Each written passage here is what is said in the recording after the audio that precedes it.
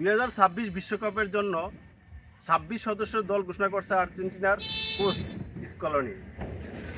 এক সময়ের মতলব উত্তরের সেরা ভাষ্যকার ফারুক ভাইয়ের কাছ থেকে এখন জানবো যে আর্জেন্টিনার দলটা যে ঘোষণা করা হয়েছে এই দলের মধ্যে কিরকম পরিবর্তন আছে, এই দলটার কতটুকু আগানো সম্ভব। ফারুক ভাই কি বলে? বিসমিল্লাহির রহমানির রহিম। আপনাদের সবাইকে স্বাগত জানাচ্ছি। আমি মোহাম্মদ ফারুক হোসেন।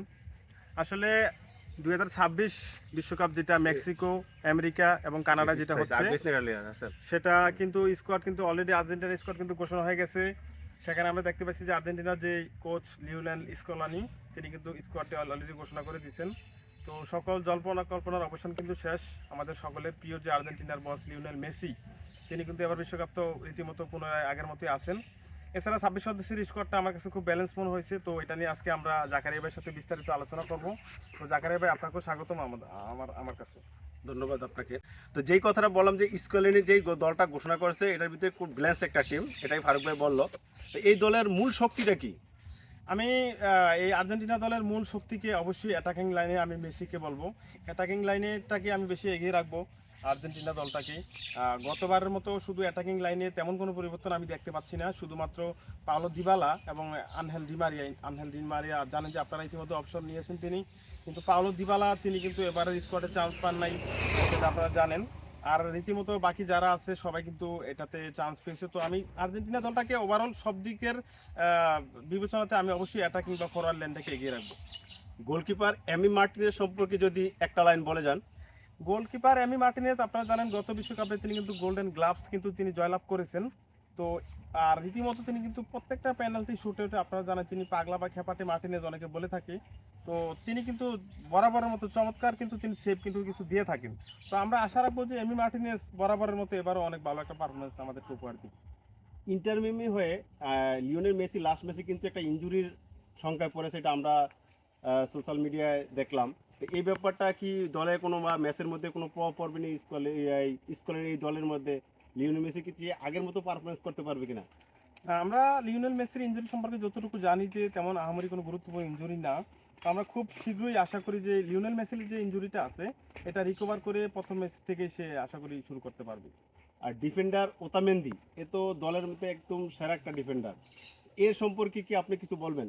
আসলে ডিফেন্স জগতে ডিফেন্ডার যে সেন্টার ব্যাক আপনি নিকোলাস ওতামেন্দির কথা বলতেছেন, উনি মূলত বেনফিকা খেলেন, পর্তুগিজ একটা ক্লাব। তো এই ক্লাবে তিনি দীর্ঘদিন যাবত খেলে আসতেছেন এবং আর্জেন্টিনা দলের অন্যতম একজন সেন্টার ব্যাক কিন্তু এই নিকোলাস ওতামেন্দি। তো তিনি কিন্তু বরাবর অনেক ভালো একজন চমৎকার পারফরমেন্স করতেছেন, বিশেষ করে ব্লকিং, হেডিং অনেক কিছুতে তিনি অনেক পারদর্শী। তো এবারও আশা করি নিকোলাস ওতামেন্দি ভালো একটা পারফরমেন্স দিয়ে আমাদের আর্জেন্টিনাকে অনেক দূরে এগিয়ে নিয়ে যাবে। আর স্টেকার আলভারেজ কিন্তু অসাধারণ খেলেছে চ্যাম্পিয়ন লিগের মধ্যে। এ তো মানে যখনই বল পায় তখন দেখতেছি যে মানে ডিবক্সের বাইরে থেকে যে অসাধারণ গোল করে। আমি মনে করতেছি বর্তমানে সেরা একজন স্টেকার হয়ে উঠতেছে। এটা কি আপনি আমার সাথে সহমত পোষণ করতেছেন? হ্যাঁ, অবশ্যই। এখানে আলভারেজ গত বিশ্বকাপে কিন্তু তিনি বেশ কয়েকটি গোল তিনি করেছেন। ক্রোয়েশিয়ার সাথে চমৎকার একটি গোল তিনি করেছেন মেসির অ্যাসিস্টের মাধ্যমে। তো আলভারেজ বর্তমানে অ্যাটলেটিকো মাদ্রিদ স্প্যানিশ ক্লাবে তিনি খেলতেছেন। নাম্বার 9 বা ফলস 9 প্লে মেকার যেটাই বলি না কোনো, সেখানে আলভারেজের বিকল্প বা তুলনা আমি কারোর সাথে যাব না। তিনি অত্যন্ত চমৎকার নাম্বার 9 হিসাবে আমি মনে করি যে আর্জেন্টিনার কোচ লিওনেল স্কেলানির অবশ্যই প্রথম পছন্দ থাকবে এই আলভারেজ।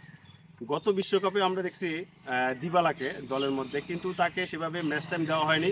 কিন্তু ফাইনাল ম্যাচে তাকে প্লান্টিক শুট আউট নিতে দেখা গেছে এবং সে সাকসেস হয়েছে, কিন্তু এই বিশ্বকাপে তার নাম দেখলাম না। আসলে দিবালা যে পজিশনে খেলে সেটা হচ্ছে রাইট উইং পজিশন। তো রাইট উইং পজিশনে এই ফরওয়ার্ড লাইনে কিন্তু মেসি কিন্তু তিনি খেলে থাকেন রাইট উইং পজিশন, যেহেতু তারা লেফট প্লেয়ার বা পায়ে শট নেন তারা।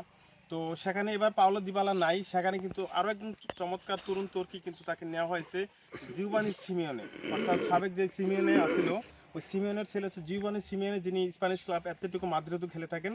ওই জিওভানি সিমিওনেকে কিন্তু ওই পাওলো দিবালার পজিশনে অর্থাৎ 60 অথবা 70 মিনিটের পরে হয়তো তাকে ব্যাকআপ হিসাবেই কিন্তু আমরা দেখতে পাইতে পারি লিওনেল স্কেলানির এই ইয়াতে।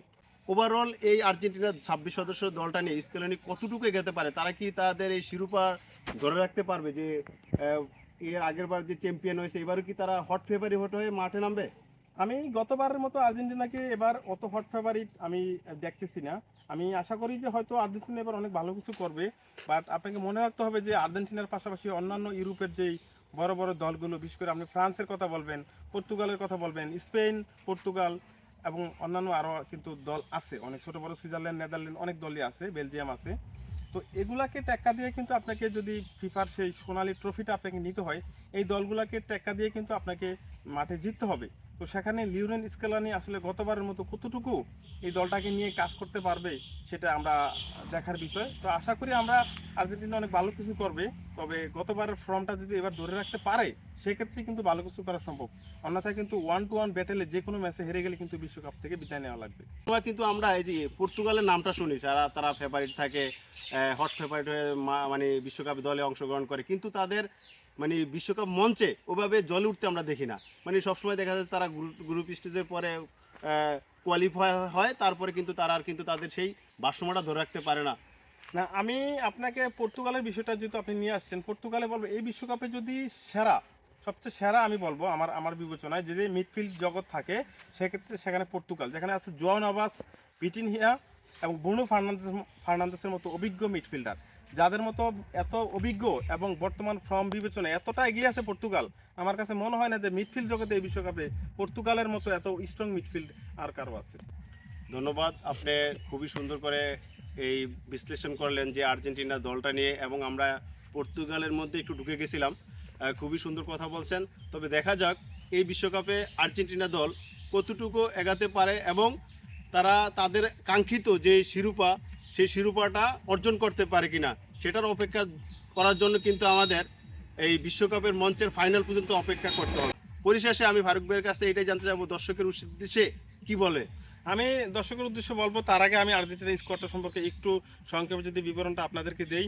গোলকিপার হিসেবে আপনার তিনজন গোলকিপারকে এখানে দেখতে পাচ্ছি, এমি মার্টিনেজ, রুলি এবং হচ্ছে মুসু। অর্থাৎ এমি মার্টিনেজ অবশ্যই ফার্স্ট চয়েস থাকবে আমাদের 11টা যদি আমরা একটা চয়েস করি। এখানে ব্যাকআপ হিসেবে রুলি থাকবে এবং তারপরে যদি আরও ব্যাকআপের প্রয়োজন হয় সেক্ষেত্রে কিন্তু বুয়ান মুসু অ্যাথলেটিকো মাদ্রিদে তিনি ব্যাকআপ হিসেবে খেলে থাকেন, ওখানেও তাকে আমরা দেখতে পারি। এছাড়া ডিফেন্ডার হিসেবে অবশ্যই আমরা যদি দুই সেন্টার ব্যাক হিসাব করি, অবশ্যই এখানে নিকোলাস ওতামেন্দি এবং হচ্ছে ক্রিস্টিয়ান রোমেরোর কথা আমরা জানি যে গত বিশ্বকাপে তিনি একটি ইনজুরিও করেছিলেন, শেষ পর্যন্ত তিনি কিন্তু অবশ্যই খেলেছেন ম্যাচগুলো এবং শিরোপা কিন্তু ক্রিস্টিয়ান রোমেরো এনে দিয়েছেন। এবং তাদের ব্যাকআপ হিসাবে কিন্তু আমরা আরও দেখতে পাবো। এবং রাইট ব্যাক হিসাবে যদি আসি, রাইট ব্যাক হিসাবে এখানে আমরা নাহুলেন মনিলা, যিনি সেভিয়াতে খেলে থাকেন, ওই মলিনাকে কিন্তু আমরা দেখতে পাবো।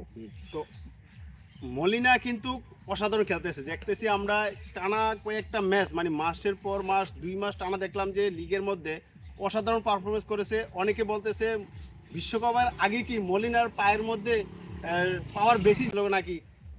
মাফ করবেন, মলিনা মূলত অ্যাথলেটিকো মাদ্রিদে খেলে। তো নাহুলেন মনিলা যিনি রাইট ব্যাক পজিশনে অত্যন্ত অ্যাটাকিং একজন রাইট ব্যাক, তিনি কিন্তু পাশাপাশি মিডফিল্ডার কিন্তু অনেক ভালো দেখেন। তো এই মলিনার ব্যাকআপ কিন্তু গঞ্জানো মন্টিয়াল আছে। গত বিশ্বকাপ আপনারা দেখে থাকবেন যে লাস্ট যে আর্জেন্টিনা যে ম্যাচটা জিতে টাইব্রেকারে, সেখানে কিন্তু গঞ্জানো মন্টিয়াল কিন্তু গোল করেছেন, এটা কিন্তু মলিনার ব্যাকআপ। এছাড়া লেফট ব্যাকে দেখবেন নিকোলাস টালিয়াফিকো কিন্তু অলিম্পিক লিওনে খেলেন, গত বিশ্বকাপে তিনি ছিলেন লেফট ব্যাক পজিশনে, চমৎকার খেলে থাকেন। এছাড়া তাদের ব্যাকআপ হিসাবে কিন্তু আছেন মেদিনা এবং ভালার্ডি, যারা কিন্তু নিকোলাস ওতামেন্দি এবং ক্রিস্টিয়ান রোমেরোর ব্যাকআপ হিসাবে আছেন। আর মিডফিল্ড জগতে যদি আমরা দেখি, লিওনার্দো পারেদেস সেন্টার মিডফিল্ডার, যিনি ডিফেন্সিভ মিডফিল্ড পজিশনে খেলে থাকেন। এছাড়া রদ্রিগো ডি পৌল আছেন, যিনি ইন্টার মায়ামিতে বর্তমানে একমাত্র মেসির সহযোগী, যিনি বিশ্বকাপ স্কোয়াডে চান্স পেয়েছেন। এর আগে তিনি অ্যাথলেটিকো মাদ্রিদে খেলেছেন। অত্যন্ত দীর্ঘকায়ী একজন খেলোয়াড় এবং শারীরিক গঠন চমৎকার এই রদ্রিগো ডি পৌলের। এছাড়া আছেন হচ্ছে অ্যালেক্সিস ম্যাকঅ্যালিস্টার, যিনি লিভারপুলের চমৎকার একজন অ্যাটাকিং মিডফিল্ডার। আছেন হচ্ছে জীবানু লো সেলসো, এই লো সেলসো কিন্তু গত বিশ্বকাপে কিন্তু ইনজুরির কারণে চান্স পায় নাই। যে চমৎকার একজন প্লেয়ার জীবানি লো সেলসো, যিনি রিয়াল বেটিসের স্প্যানিশ একটি ক্লাবে খেলে থাকেন। তো এই লো সেলসো, অ্যানজো ফার্নান্দেস আছে চেলসি অ্যানজো ফার্নান্দেস কিন্তু গত বিশ্বকাপে কিন্তু আপনারা জানেন যে তিনি কিন্তু emerging player of the tournament, তরুণ উদীয়মান প্লেয়ার অফ দ্য টুর্নামেন্ট কিন্তু এই অ্যানজো ফার্নান্দেস হয়েছিলেন। তো অ্যানজো ফার্নান্দেস, ম্যাকঅ্যালিস্টার এবং জীবানি লো সেলসো, তাদেরকে দিয়ে আমার মনে হয় স্টার্টটা করা হবে।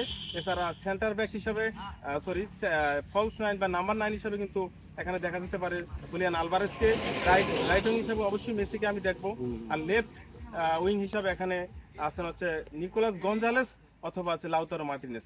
এখানে রোটেট করে লিওনেল স্কেলানি যে কোনো কাউকে খেলাতে পারেন। তো ওভারঅল এই হচ্ছে আর্জেন্টিনার স্কোয়াড।